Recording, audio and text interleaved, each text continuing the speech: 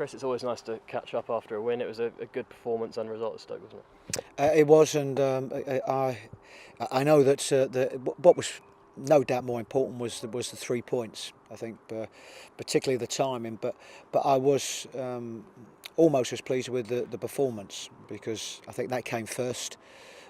We, in particular, had a very good first half, and I think the difference perhaps between the Stoke game and the Watford game was in what was a very good period for us in that first half, we managed to score, whereas of course Watford, we went in 1-0 down, having had such a very good first half.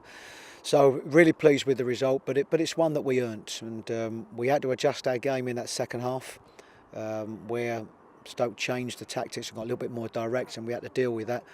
But I thought it was a well-deserved victory, and which has left us very much in a confident mood.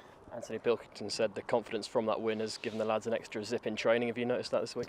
Yes, training is generally quite good here. I'd have to say we've got a real good group, and at the moment a very competitive group as well.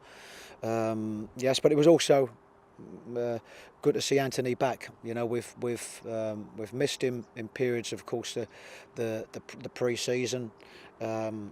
Nathan has come in and had done, you know, an excellent job on that side, but it gives us real good competition, and certainly good to see him back.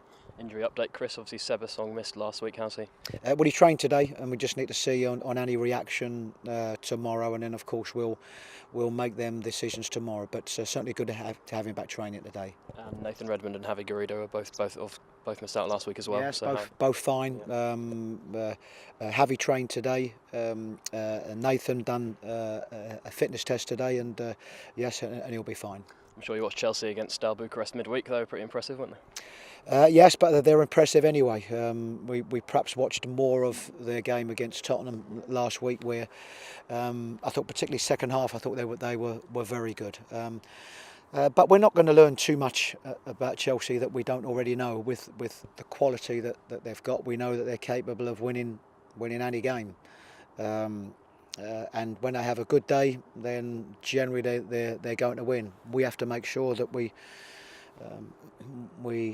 don't allow them to have as good day as what they would like. We have to impose ourselves on them. We are playing at home, but I think we know what the task is. It's always a tough task against the Champions League teams. We of course would be the underdogs, and that's the real nice challenge. And we've got to make sure that we very much make a game of it. So those wins against Manchester United and Arsenal last year at Carrow Road, can you take anything from those games into this weekend? I think you can. You know, it's normal that psychologically you use what you can and dismiss what you want to dismiss. But we know that we have done it in the past. But it is all about on the day, and we know that we're going to have to play very well. You know, we're going to have to play well. They're going to have possibly an off day. We're going to have some very good performances. Goalkeeper play well, and but you know, that's what excites you. Yeah. You know, that it's a real good quality game for us, not only for us but the club and the supporters, and they'll very much be looking forward to this one. Jose Mourinho makes obviously plenty of headlines. Obviously you're sat in the opposite dugout to him. Are you happy to have him back in the Premier League?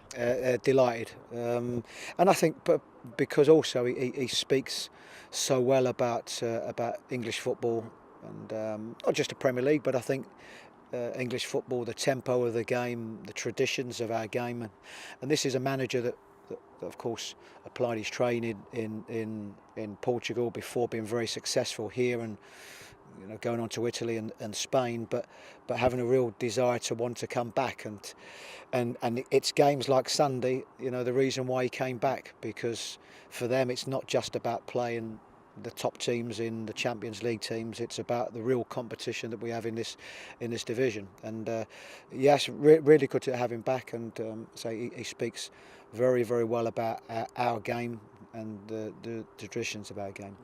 And finally, Chris, this is the last of the 3 consecutive televised Premier League games. You have to be out of the spotlight a bit after this one. Well, you don't mind being in the spotlight, providing you're doing the right things. And I think for us here at Norwich City, it gives everybody an opportunity to see what we're about, the support that we get, the the atmosphere that we can create at Carrow Road, and it's always good to see that.